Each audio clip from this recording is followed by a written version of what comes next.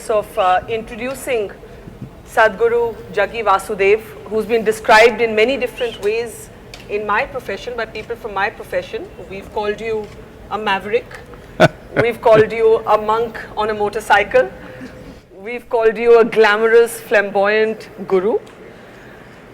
But for your devotees, you are simply Sadhguru. And yet, Sadhguru, at a time when faith seems to be in collision with so many other questions that come up as a matter of individual liberty, I think this will make for a very interesting and important conversation for our time. So I would like to thank you for being part of this conversation.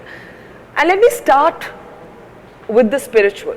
And I hope what you say today is also addressed to the skeptics. I count myself among a skeptic who, if told that another human being possesses some sort of godly power, I would perhaps as the first instinct not believe it. But what I find interesting about what some of your sayings is captured by Arundhati Subramaniam in this book, is that you're actually saying that what we experience beyond our five senses, anything that we experience beyond the five senses can be called God, can be called power, or can be called yourself. So if God doesn't necessarily exist, why do we need gurus? Why do we need Sadhguru?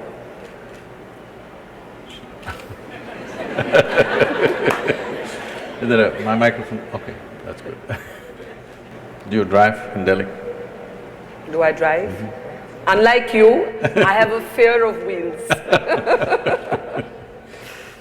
So if you drive in an unknown terrain, Yes. you use these days a GPS. Yes. Usually a strange woman will tell you, turn right. You Yes. turn right. She says, turn left. You say, turn left. She says, make a U-turn. You make a U-turn. Why? Simply because you're not familiar with the terrain. When you're in an unfamiliar terrain, it is sensible to take instructions. So, are you saying gurus are the new GPS? Not new. Long time ago we've been, for a very long time, way before the GPS came. GPS means what? Guru Positioning System.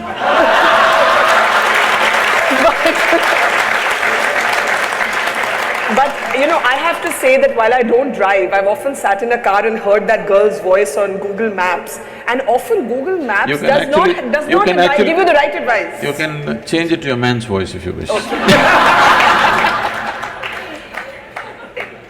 This beginning of this conversation perhaps underlines that you are atypical. You are atypical of what we imagine gurus to be. We expect people who don't crack jokes. We expect people who don't have a zest for life.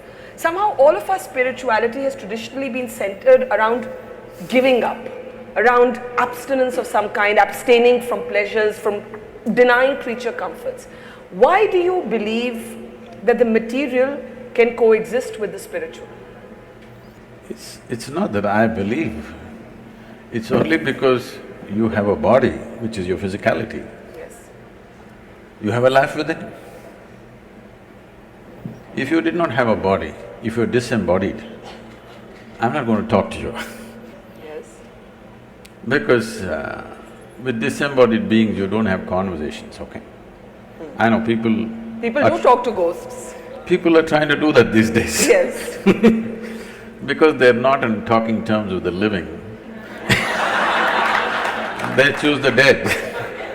Because you can make the dead speak whatever you want. The living will speak what they want. It's a big problem. It's a very serious problem in a conversation, because I will say what I want to say. But if I was dead, you can make me say whatever you want to say. But because you can do both sides of the conversation. But if your philosophy, or you hate the word philosophy, I know, if your technology of inner engineering, and we'll talk more about that in just a moment, is available to all of us to, in a sense, find strength within ourselves, Sadhguru, then does that mean that the atheist and the agnostic and the skeptic can also embrace spirituality? Is inner engineering only for those who believe, or is it for anyone who asks questions? The previous question is a loaded one, still not answered fully. Yes, I know, I haven't given up on it yet. Coming to this, See, you're putting atheists and agnostics and skeptics together. It's a wrong classification. Atheists and theists are together, they're one kind. Because they both have certainty. Both believe something that they do not know. Both are not sincere enough to admit that they do not know. Yes. This is the biggest problem. The biggest problem in the world is people are still not straight enough to come to a place, what I know, what I do not know, I do not know. Because they have not realized the immensity of I do not know. I do not know is the basis of longing to know and seeking to know and the possibility of knowing. The moment you destroy I do not know, you destroyed all possibilities of knowing. So this is atheism and this is theism. They're not different. They're in the same boat, they pretend to be different. One believes positively, another believes negatively, but they both believe something that they do not know. One person, a well-known person in the country who goes about claiming he's an atheist all the time, one day comes up to me, somebody just introduces me first time. I say, Namaste. He says, do you know I believe there is no God? I said, I don't even believe that. Do you mean Javed Akhtar? I'm not… No, that was a good imitation, so I guess it wasn't difficult. I'm not taking names, I'm saying, the thing is, you also believe something, you don't seem to understand that. Yes. The most important thing is to come to this place of being utterly straight and sincere with life. What I know, what I do not know, I do not know. If you come to this much, if you closely pay attention to everything around you, you will see with all this scientific exploration, we do not know even a single atom in its entirety, that's a fact. So what is it that you know, Sadhguru? Why are millions of people your devotees? Because you just said that honesty is about They don't claim that they're my devotees. What do they say then? Huh? What do they say then? Usually they claim they're meditators, volunteers and stuff. Okay, volunteers then. But there must be something they think that you know, because you just said that life is actually about admitting what you don't know. The corollary to that is there are things that you do know. We do know we are sitting at the Habitat Center Amphitheatre at this moment in Delhi. That we know. What beyond this, Sadhguru, do you know and what do you not know? I've asked you like a question of about existence now. What do I know? I don't know anything except this one. I know this piece of life from its origin to its ultimate. Everything that I need to know about this life, I know. And I see every other life is actually the same thing if you look deep enough. So in that context, because today modern science is coming to this, there is a theory which is evolving, which is called as constructional theory. What they're beginning to say is, whether it's an amoeba or a grasshopper or a earthworm or a bird or an animal or an elephant or you or me, or the whole cosmos, the fundamental design is same. It is only a question of complexities and sophistication of the same design. So this is something always the yogic science has been saying, that if you know anda, you know pindanda, if you know the atomic, you know the cosmic. Because the fundamental design is same, it's only a question of complexity and sophistication of what's happening. So fundamentally, if you know this piece of life, you know everything by inference. But when you say this piece of life, do you mean yourself? Do you mean this moment? What do you mean by this piece of life? You are a piece of life, aren't you? Are you life or you're media? Are they mutually exclusive? No, because people have mediums, that's why I'm saying. I would hope I'm a flesh and blood person, unless somebody knows better. Flesh and blood you gathered. Yes. Isn't it? Yes. What you call as my flesh and blood, you slowly gathered over a period of time. If this much accumulation of flesh and blood, this much impressions have to be gathered, there must be something more fundamental, isn't it? Do you think of yourself as a yogi, a mystic or a guru? I have not wasted time thinking about myself. What would you rather be thinking of? I don't think usually, really. For me, see, this whole thing, because of the type of very mediocre education that's being delivered today, we have raised thought to heaven, unfortunately. Thought is a simple thing. I know this is against everything that you believe in, because you're also a believer. No. Believer in thought. Yeah, I Yes. believe in being able to ask questions. That's what I Yes. do for a living. Oh. So I must believe that it is possible to ask questions. You ask questions for a living. My life is full of questions. Now the thing is, what you call as thought is coming from the limited data that you have gathered from the experience of your life. Every person is the same thing. How much ever we have gathered, it's still too small compared to the size of this cosmos and the way the phenomena of life is happening. From this limited data, you can recycle things and generate thought. Or in other words, nothing new ever happens. Same permutations and combinations of the same thing will go on forever. The essence of what we're teaching in the name of… in engineering is to engineer yourself in such a way, every moment of your life is a new possibility. If it has to become a new possibility, what is needed is perception. When I say perception, people think opinions. No, I'm talking about perception, as you see here, similarly enhancing your perception so that you perceive life. Right now when we say thought, emotion, we are talking about expressing life. Expression is not so important. Once in a way, we can express. But perceiving it is important because this phenomena is too fantastic. It's not a small thing. The greatest phenomena that's happening here is life itself. So, if you want to know this phenomena, the only way you can know, the only doorway for you to know life is yourself. See, right now, can you see me? Yes. I can. Can you use a finger and point out where I am? Oh, you're wrong. You know, I'm a mystic from South India. Now this light is falling upon me, reflecting, going through your lenses, inverted image in the retina, you know the whole story. Where do you see me now? Still in the same place. Now, I do. you see me the way I'm projected in the firmament of your mind. You cannot see me here in the very nature of your visual apparatus. Where do you hear me right now? Within yourself. Where have you seen the whole world? Within yourself. Now if there is a grasshopper here, he doesn't see me the way you see me, he sees me differently. He sees the whole world differently. Now you can think, oh, he's no good. This is the fundamental problem. That we think his perception is no good. No, his perception is very good for his survival. Your perception is very good for your survival, but it's not good enough to know the nature of life. So now, what do I know means, I have enhanced my perception the way it is important to know the nature of life, not just for survival. But if inner engineering as a spiritual technology is something that works, I ask you again, why do we need gurus? Because that means the answers are within us.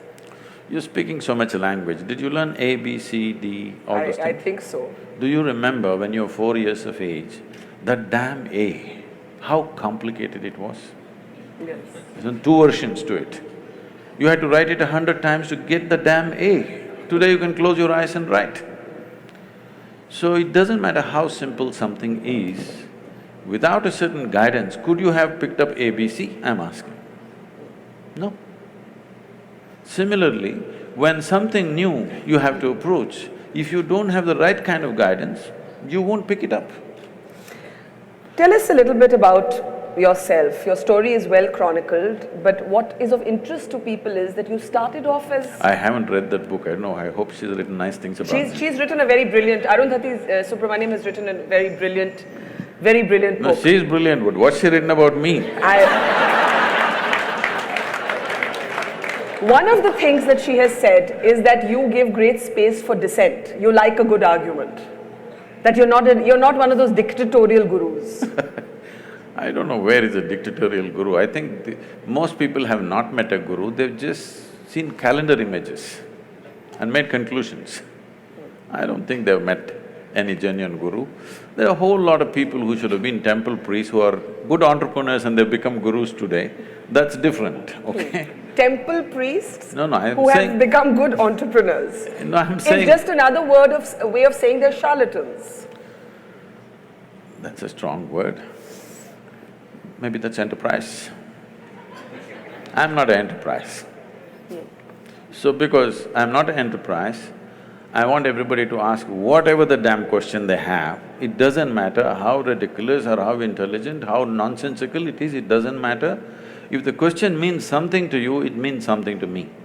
It doesn't matter how brilliant it is, if it doesn't mean anything to you, I'm not willing to listen to it. But you're saying that many people who are positioning themselves as gurus are really only elevating themselves and fooling people. I didn't say okay, that. I'm saying that. I'm saying… The thing is, there is a vacuum, somebody is trying to fill it. Yes, and Sadhguru, you have Are been… they qualified to be that? Questionable thing. But a very genuine concern, and you have been on some of my television programs where we have spoken about this, is whether God men are often con men. And how does this lady here know the difference between who's a God man and who's a con man, and is a human being capable of being a God man? Do you think of yourself as a God man? Why are you underestimating that lady?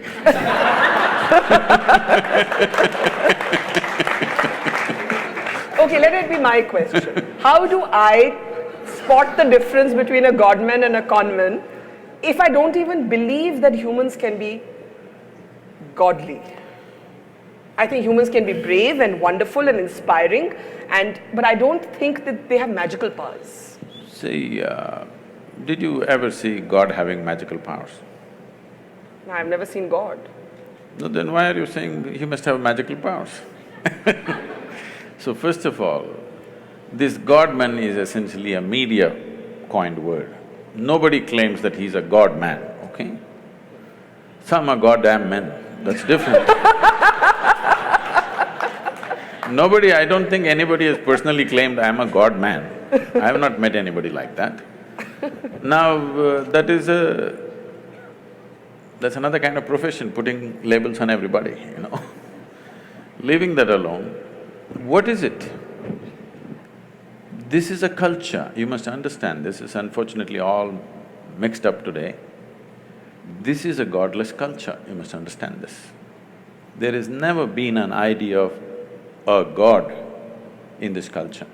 Only in competition with what came from outside, because we saw they could rule us, they were dominant, and we thought we have to imitate their ways, we also started making it up to some extent, not successfully though. Yes, but we know the technology of God-making. When I say technology, we're using the English word God, but that word doesn't exist in India. Here we call them devas. What a deva means is… See, today media is projecting Tendulkar as a cricketing god. It's very appropriate to this culture, because if somebody excels beyond a certain level in any field, he may be a sports person, he may be a warrior, he may be an artist, he may be anything. If he excels beyond what normally average human beings think is possible for them, he goes, they recognized him as a deva and he is worth looking up to because he becomes a guiding light for them.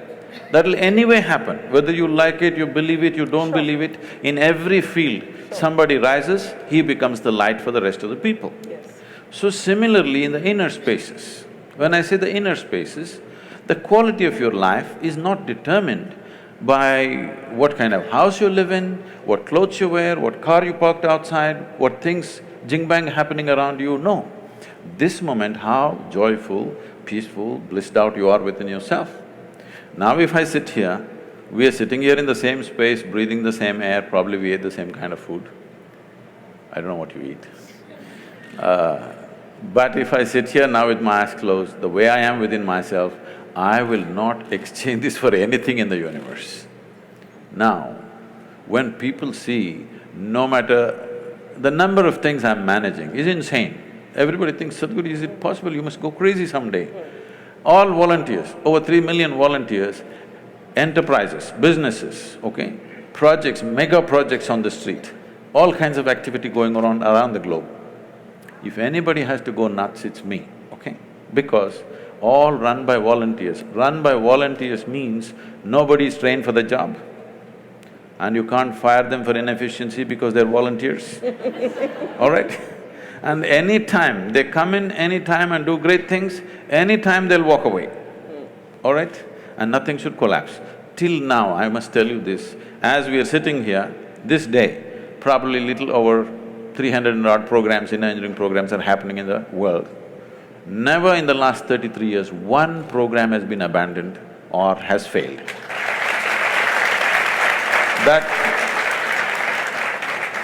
That takes enormous management, but nobody will ever see me getting angry or miserable or tensed out or stressed out. You've never lost your temper? You want me to know? Do I look like I'm incapable of that? It's not that. It's not that I'm incapable of anger. It's just that I've never given that privilege to anybody. I have not given this privilege to anybody. They can make me happy, they can make me unhappy, they can make me angry, they can make me miserable. No, I kept these privileges to myself. So, people… you were talking about miracles or whatever, people ask me, Sadhguru, everybody in every ashram, miracles are happening. You are beating all the miracles down. If we say something happened, you make us look like fools. No miracle. I say, what, you want me to pull a pigeon out of my pocket?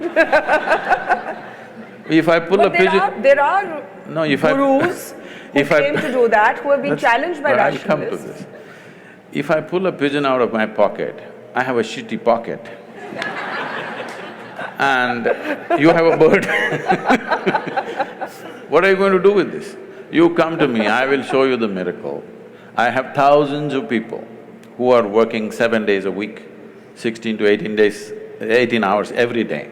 In the last 2, 5, 10 years, not a single moment of irritation, agitation, anger in their life. This is a miracle. This is a miracle we want to manifest. You don't want a miracle? I agree, this is a miracle. Yes. And not that pigeon. Do you have a pigeon in your pocket? Okay. I told you, I don't like a shitty pocket. Now, you were 13, in Arundhati's book I read that you were 13 when you first quite accidentally discovered yoga. You were children playing at the bottom of a well. That's what the book says. Tell us, how did you discover yoga? Oh. I told that because that's how it happened to me. I said that to her, I don't know how she's written, I have not read it. I said that to her because I want people to understand the nature of the universe is, even if you do for the wrong reasons, you do the right thing, still it works.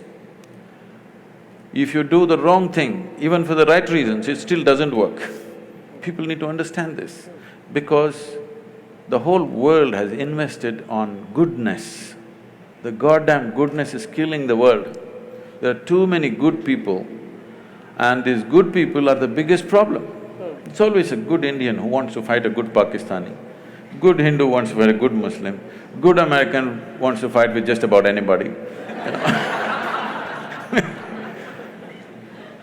The more good you are, the more fighting you are. The more good you think you are, because goodness is always in comparison. Don't forget the good journalists who promote these fighting every day on channels. Because your goodness comes by comparing yourselves to somebody. If you were alone on this planet, you wouldn't know whether you're good or bad. What we need on this planet is sensible human beings. Little more sense we could do with, isn't it, for sure, in every aspect of life. Engineering essentially means you could have built this structure whichever way you want, but you will have to keep looking up when it's going to crash on your head. Engineering means you put it up in a sensible manner, the way it stays, without anxiety about it.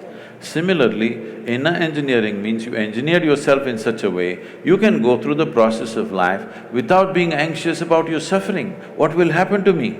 There's no such thing because you engineer yourself well. Whatever the hell happens around you, within yourself, you are the same thing.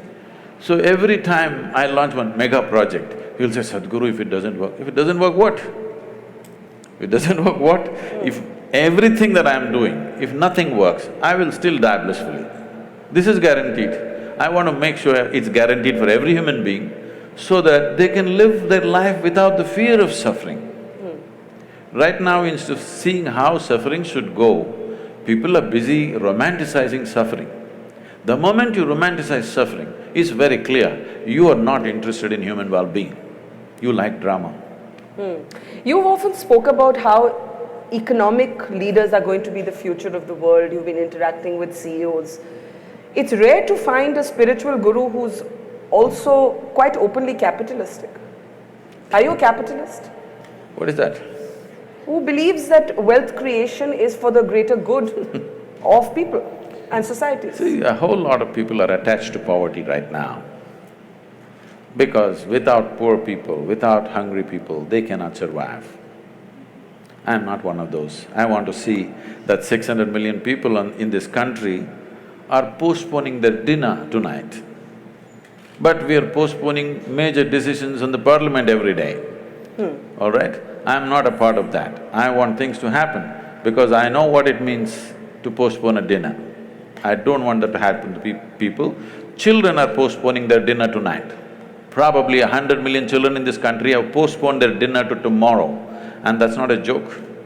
So, these jokers who identify themselves with this or that are going on playing their joke on the people every day.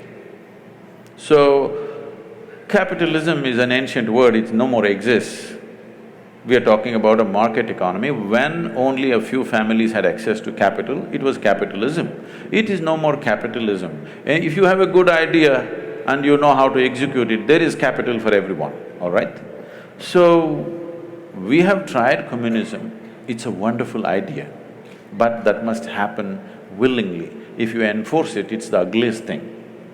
We have seen it, we have seen a major demo on the planet, most ugly things happen, you try to enforce it. Karl Marx might have known a lot about economy.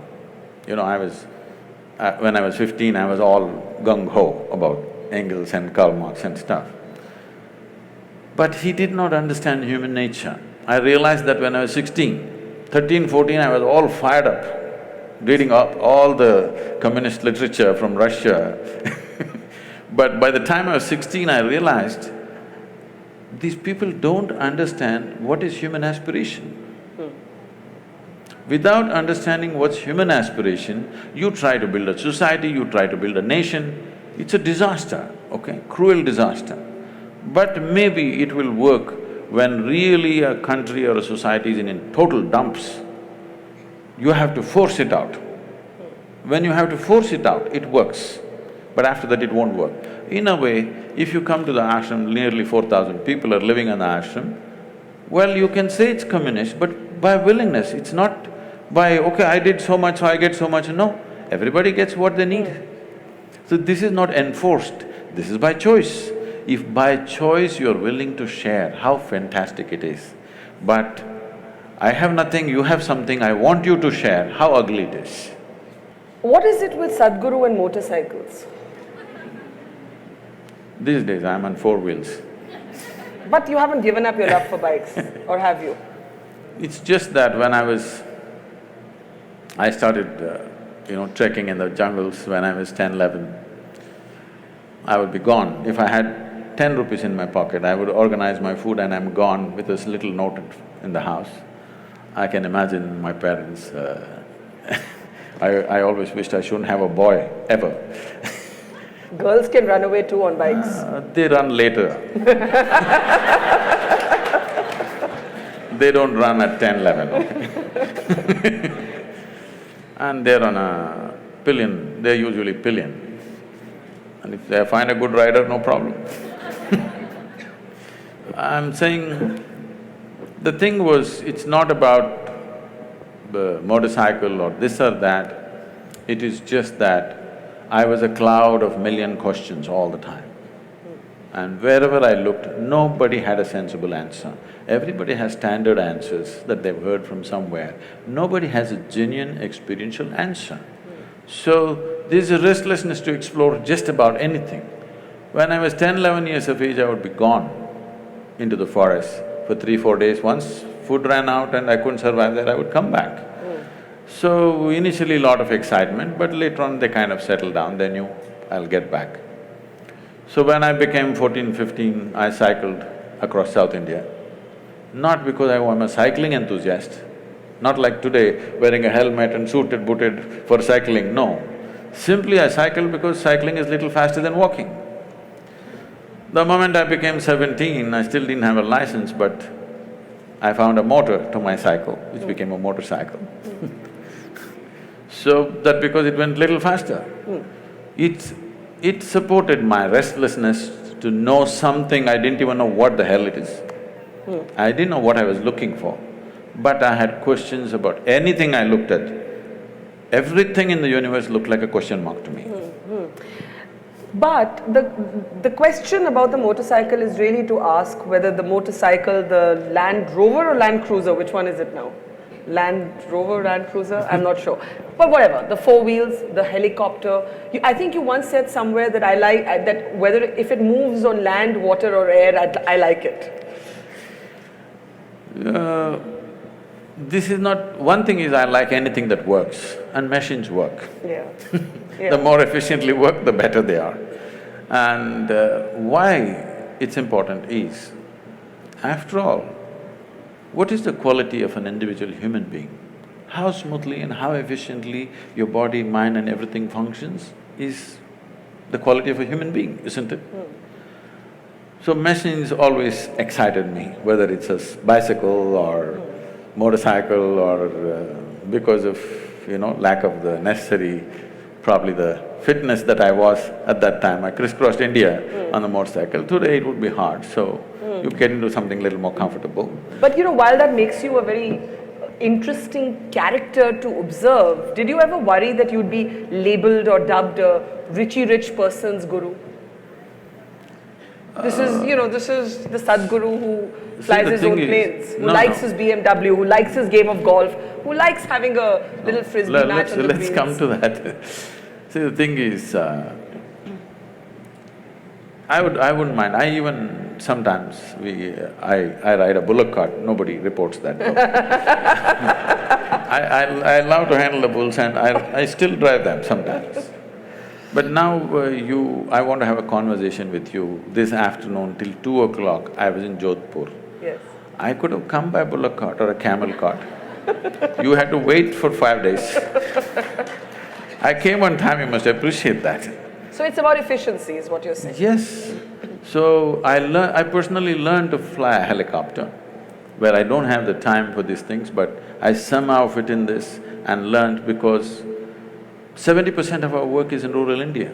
I thought this little helicopter I could set the place on fire because I'm half the time stuck, half my life I'm on the road stuck in some traffic, driving myself, all the time behind huge… Everywhere, there's no place in the country where there's no traffic jams. Believe me, even in rural India there are traffic jams. So I thought a helicopter would really revolutionize our work. I picked up the thing, I got my license, FAA license, but in India it's so difficult to get the license because many of these rules were made before Wright brothers came. Well, according to some, the plane was also made before the Wright brothers came.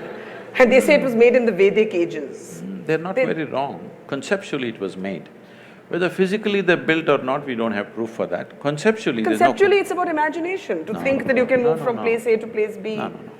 You cannot conceptually imagine something entirely. Even if you imagine, you must be able to produce you must understand the principles in some way as to why something flies. Yeah. If you don't understand why something flies, it'll be like that, once it happened, a little turtle, with great effort, climbed a tree, went to the edge of a branch and jumped, fell flat. Lot of pain. Slowly again he crawled up. In another 2 days, again up, jumped, fell down, again up, fell down. After a few days, two birds were sitting on the opposite tree. They were talking and they said, "I think it's time we tell him he's adopted." All right. So I'm saying, what cannot fly, you cannot make it fly. Yes. People thought in detail as to what can fly, what cannot fly. Conceptually they thought, whether they built or not, we don't know. And I mean, it is an established fact, they calculate the speed of light. Some individual cannot calculate the speed of light just like that if there was no whole scientific culture around him. No individual will just drop from heaven and calculate the speed of light, okay? There must have been a scientific culture, otherwise it won't happen. But we need to understand, there is a difference between science and technology. But there's also a difference between science and mythology. Some things are just great stories, that doesn't mean they actually happened. See, for example, there are images or there are sketches which probably somewhere between 3,000 to 4,000 years ago were made, where it clearly shows a turtle and a round planet sitting on it and going around. Turtle is the best example, best analogy for a planetary movement, because a turtle cannot accelerate. Same speed, he just keeps going. So a round planet on a turtle is the best way to describe how a planet moves around. And the very word for geography in this country is Bhugol, which means it's a round planet. So it is not because of Galileo we know it's a round planet, we have always known. How do we know? We can't know just one scientific fact and not know the other aspects related to it. So this thing about anything Indian beating it down is because one thing is that culture has evolved because half the people, their brains are in Greenwich Mean Time. They've still not gotten out of the 1948, whatever happened. We struggled for independence, we came out, not just to send them out, but to be who we are. So that problem is still there. And now there are upstarts who claim all kinds of things. There has to be an even balance, not beating down this or pumping it up in an unrealistic way. But you cannot deny Indian mind has thought about things that nobody had thought about in those times. There is no question about that. But there is a distinction between science and technology. Science can evolve because of certain intelligence. Technology needs material, manifestation. Now we are trying to claim technology, which we should not. If we just focus on science, many things will be attributed to India for sure. We live in times when faith and spirituality have become very inflammable. Don't put them in the same basket. Okay, let's talk about faith first. We live in times when faith for certain has become a very inflammable, easily politicized conversation. If faith should have been personal today, it's not. Today you actually have decisions taken in the name of somebody's faith being injured. So you mentioned food right now. I read somewhere that you said there's nothing religious about the act of food, just eat what you like. No, I Eat didn't say what's that. good for you? I said eat what's good for you. Okay, eat what's good for you. It's a very different thing. Okay, I correct myself. Eat what's good for you. But today we have a highly politicized conversation around banning beef in the name of faith. It's definitely not good for you to eat it. Beef or any meat? I'll come to that. Finish. Okay, so I'm offering that as one example of how I see a politicized conversation taking place around faith. How do you reconcile the faith of a large number of people with questions of individual liberty? I know I have read that you like books written by Salman Rushdie. We were the first country to ban him, again in the name of faith. How do we reconcile faith with individual liberty? See, it's always been said, faith moves mountains. Yes, but it freezes your mind. But the greatest crime you can do on this planet is to move a mountain. You should not move a mountain, it should be where it is. It is not just dropped from somewhere, it's grown because of various forces functioning in a particular way. Phenomenal activity has happened to build a mountain. You should never move a mountain. But people with frozen minds always want to move a mountain. Okay, having said that, when we say faith, it's an import for this culture. We have never had faith in this culture. You must look back little beyond 1,000 years since we've been under occupation. Here we have been told always, your life is your karma.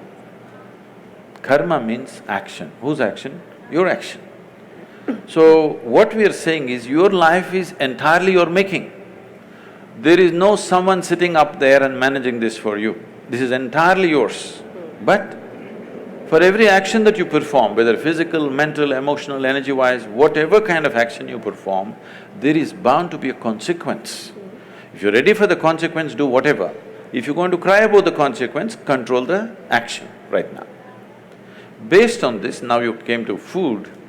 See, the food consumption has been looked at very carefully in this country. If you just bring this back, the world will be healthy, do you understand? Here we have identified different type of people, what they should eat. If you're doing menial jobs, how you should eat. If you're doing trading, how you should eat. If you're into spiritual process, how you should eat. If you're into education, how you should eat. Why this is each person needs a different type of building of the body. You want to run 100 meters next to Mr. Bolt, what kind of food you should eat? You just want to work in Delhi, what kind of food you should eat? You want to think in a certain way, what kind of food you should eat? For all these, we have very clear prescriptions. Now, when it comes to food, what it means is, we are taking another life, whatever that is, it may be plant life, animal life, whatever. You're taking another life, ingesting it, and you have to make it your life. That's the whole thing. What is your life, what is that life, if you look at it? All life on this planet is coming from the earth. This body is also the same soil, this is also same soil. If there is a earthworm, that is also same soil. But see how it has become, how this has become, how that has become. If I give you like a mango or a banana? Mango. Mango. I know, you're ruling the state right now. Now, if you eat a mango, this mango becomes a woman in you. If I eat a mango, the same mango becomes a man in me. If a cow eats a mango, the same mango becomes a cow in the cow. Why is this happening? There is a certain information or software in you. Whatever you eat, it transforms it into a woman. If I eat, it transforms it into a man. If a cow eats, that becomes a cow. So, every life is happening the way it is happening because of a certain dimension of information, or in modern terminology, let's call it software. There is a certain software, which is an arrangement of information. Now, the idea is to eat as simple a software as possible.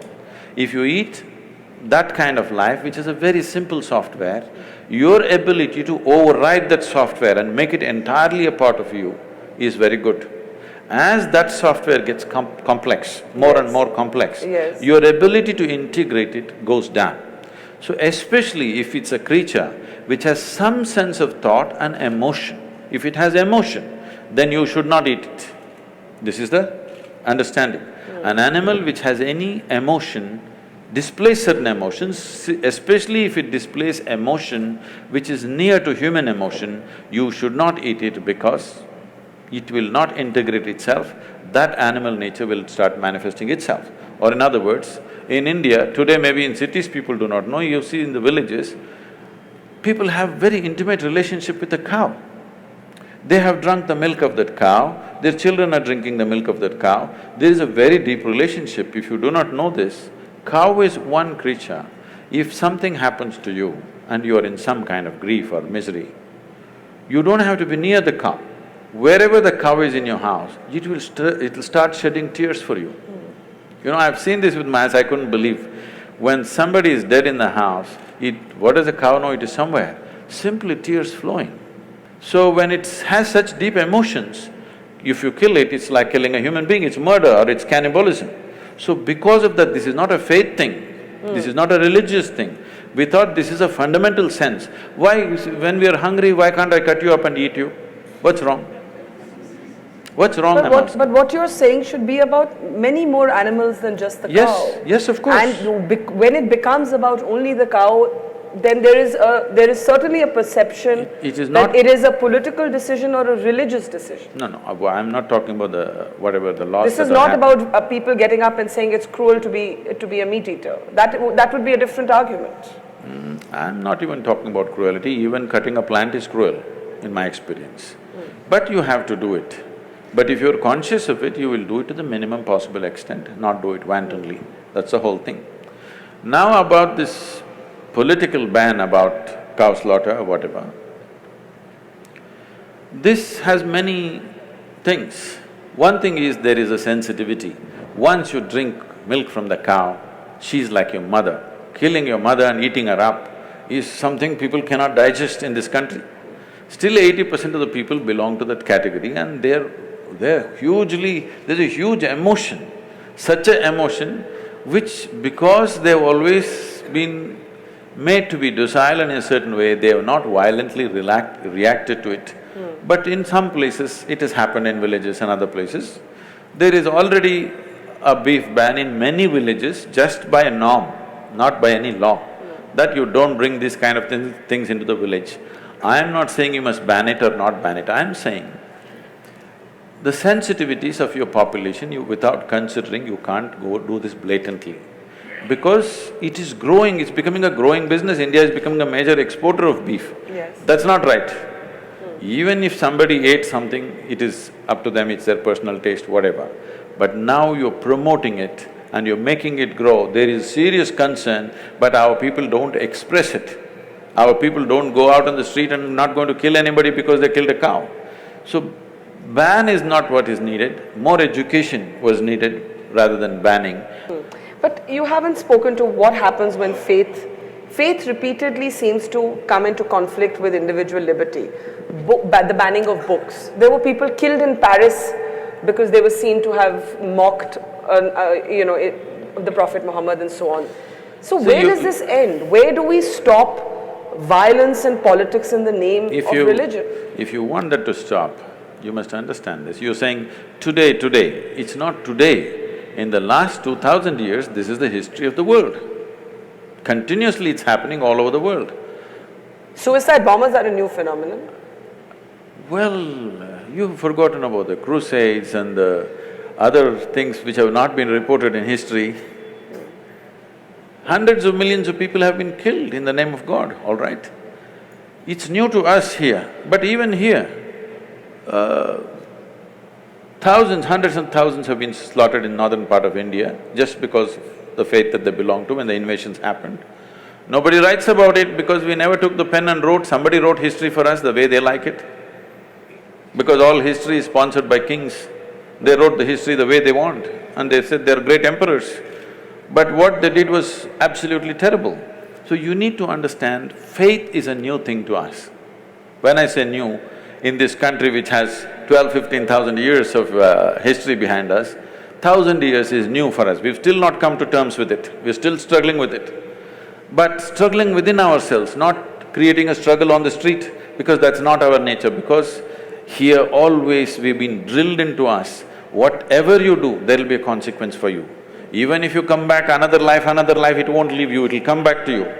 This has been told, this controls people, this is a tremendous technology, please understand this. And it's not simply a fake thing, it is a real thing. Everything that you think, feel, act, there is a consequence. Not because there is somebody thinking he must give you a reward or a punishment. It happens in your own chemistry. How do we keep faith, which you say is new to us, separate from politics? You have in the past, for example, I remember when Anna Hazare was launching his anti-corruption movement, you did come and applaud it, but you said that the Lokpal was not some magic wand. I remember you saying that. Do you believe that we are seeing a dangerous cocktail of faith and politics getting more and more mixed up? See, it is happening, I'm not saying no, but it's much less than ever before.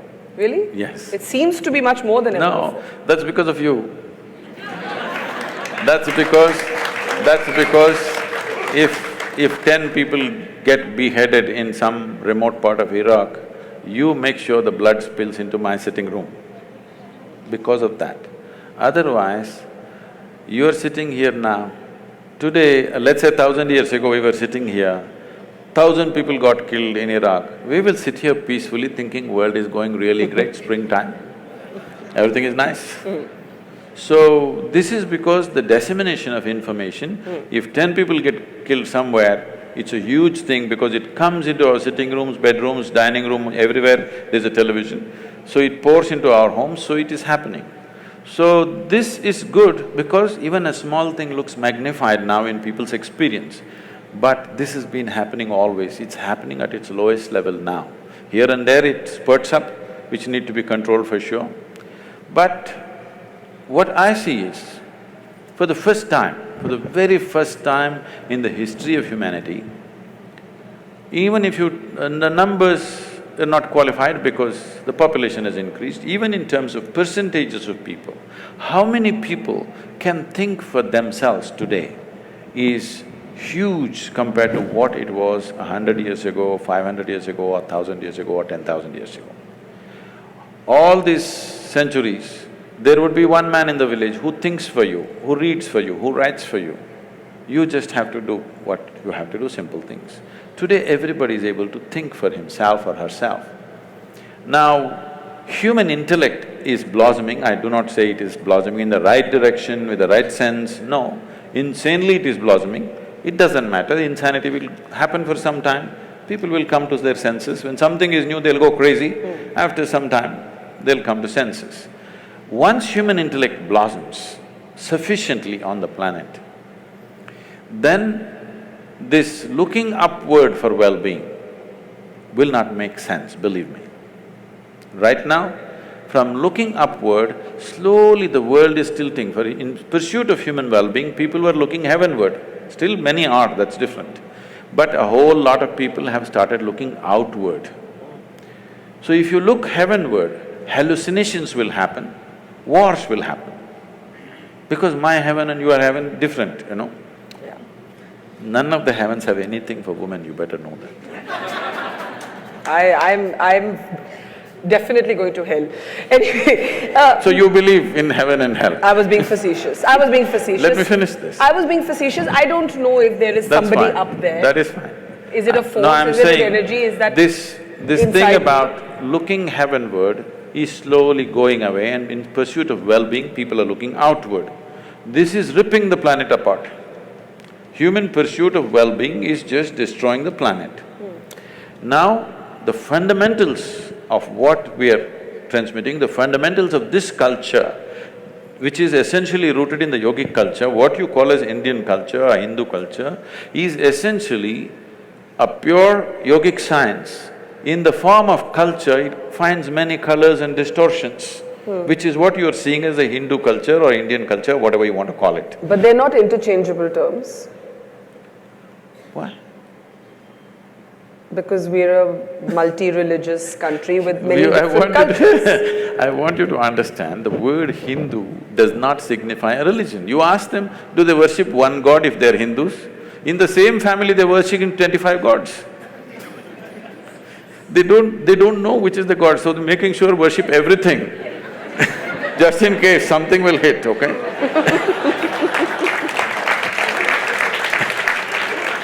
Now, the word Hindu means the land between Himalayas and Indusagara. This land, this subcontinent is Hindu. All people who are born here are considered Hindu because it's a geographical identity. I know there's a whole political issue, if I speak like this, they say, oh, he's Hindu. No, I mean, people will tell you you're echoing the RSS chief. I don't know what he said, I'm not… He said all Indians are Hindus, and there was a huge political I'm not… outcry over that. Okay, all Indians live between Himalayas and Indian Ocean. That's okay. Those who want to jump into the ocean… If you live… see, this is a dialectical culture, it expresses things in a certain way. Between Himalayas and Indian Ocean, if you live, you are a Hindu. If you jump into the ocean and cross, you are a Lanka. So, I don't know what is the struggle about this. This is because there is such a narrow understanding of this. This is the debate we have to change in the country. Because somebody has absolute belief systems, we are trying to compare that to a culture where there is no such thing as belief. We have not ever been believers, we've always been seekers. This is a land where the highest value has never been God, always liberation, mukti. Freedom is the highest goal, God has never been the highest goal. So, you put this in the same box as something which just believes this is it or you're dead. Unfortunate.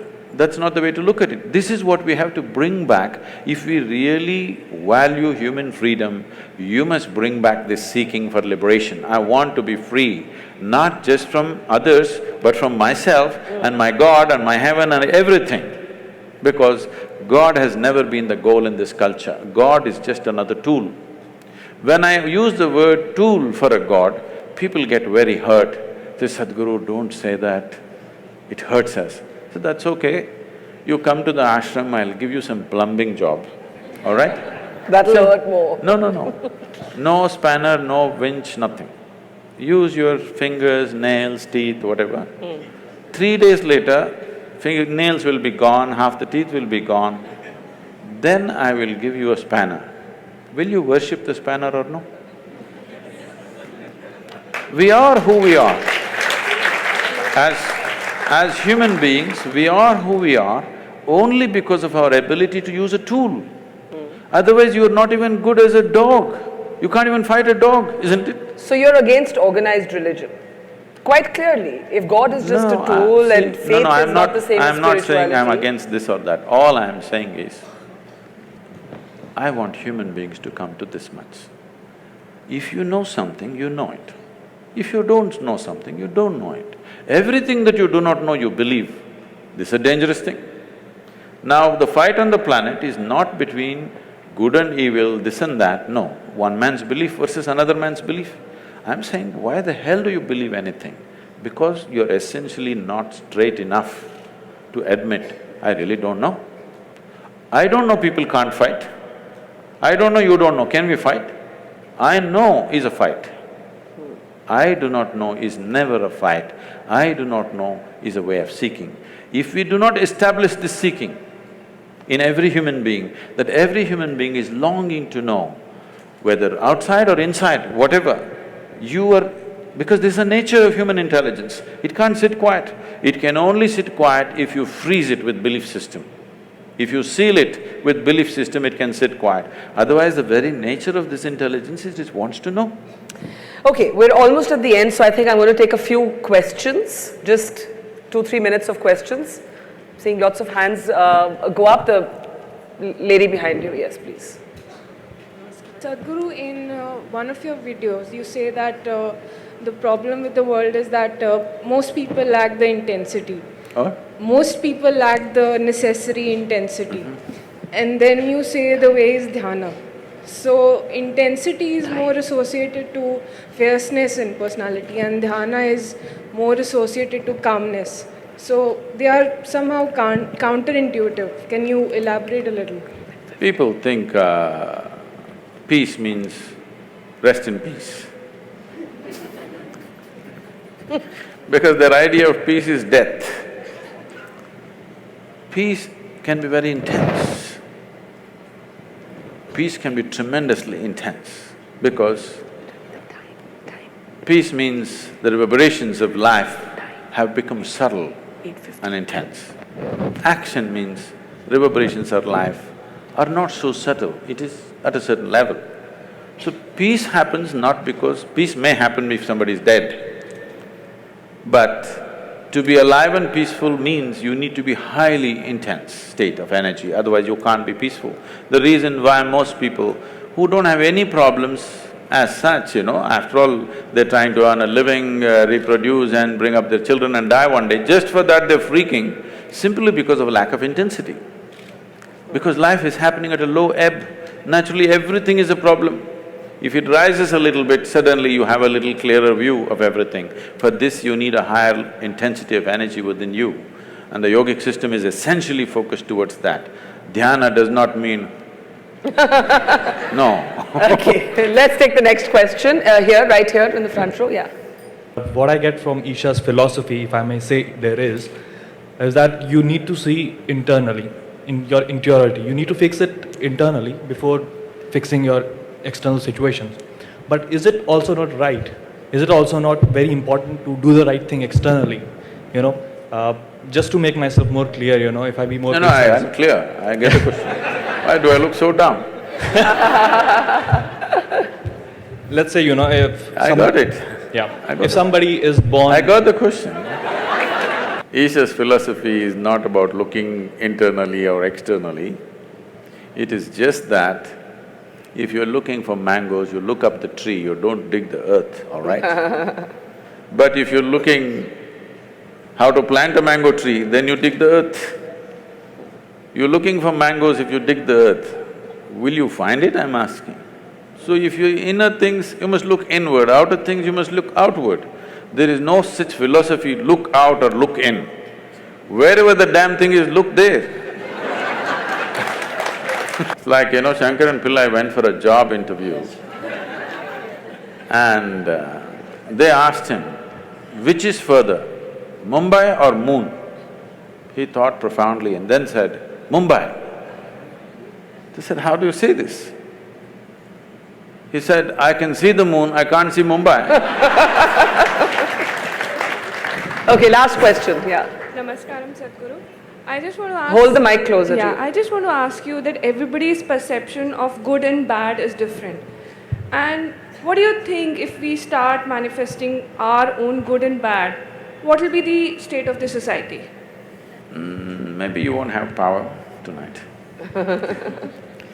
I think I already made this clear. The biggest problem with the world is there are too many good people, not enough sensible people. Yeah. Sense is life-specific, okay? Goodness need not be life-oriented. Goodness may be going to heaven. And the moment I want you to understand this dangerous concept, people don't address this. The moment you believe, suppose I believe there is heaven and it's a beautiful place and you can live in the company of gods, should I send you there today or no? If I really care for you, I'm saying. Yes? If I really care for you and if I believe there's a great place, should I send you there or not? This is a dangerous thing, do you understand? If you stretch it to its logical end, it's a really dangerous thing. The moment I believe there is a fantastic place up there, I really love you and I want you to go there, Yes. Okay, let me just end by asking you something that we haven't spoken about and then I'll hand it over to Chiki. You said you love machines. I didn't say I love them. Okay, you like machines, or they're useful. They work. Have our lives been overtaken by gadgets? Not mine. No? Definitely not. I use all the gadgets, but they don't overtake me. These are fantastic things in our life. Things… See, in every way, compared to how a human being was, let's say 100 years ago, you're almost superhuman. 100 years ago, if I could just pick up something from my pocket and talk to somebody in America right now, I would be superhuman. Why superhuman? If I said I'm God, people would have believed me. 100 years ago, 500 years ago, if I just had a light bulb, I would have become God on this planet. I want you to know. Look at the things we have today. We are really superhuman. Once this kind of capability has come to us, little more sense has to rise, little more awareness and consciousness has to arise. If this doesn't happen, this capability will turn against us. This is what you're saying. Now gadgets are freaking people. Why? It's a simple thing. If you want to use it, you can use it or you can keep it aside. Because you're in a compulsive state, if you start using a cell phone, you can't stop it. Even in your sleep, you're texting. See, the boy he's not with me, he's looking at me in the screen. Now, this is the same thing. If food is good, if you start eating, you don't know when to stop. If you start drinking, you don't know when to stop. If you start doing something, you don't know when to stop. The same thing. It is not about the gadget, it is not about the food, it is just that there is not enough consciousness, there is compulsiveness. Everything is happening compulsively. Instead of addressing the root, you're trying to kill the gadget. Gadget is a fantastic thing. Every damn gadget has enhanced our life in a huge way, isn't it? Don't curse the gadgets. It is just that compulsiveness has to go. Well, on that note, I will say thank you for provoking us. As always, a pleasure. Pleasure. Let's have a big round of applause for the Sadhguru.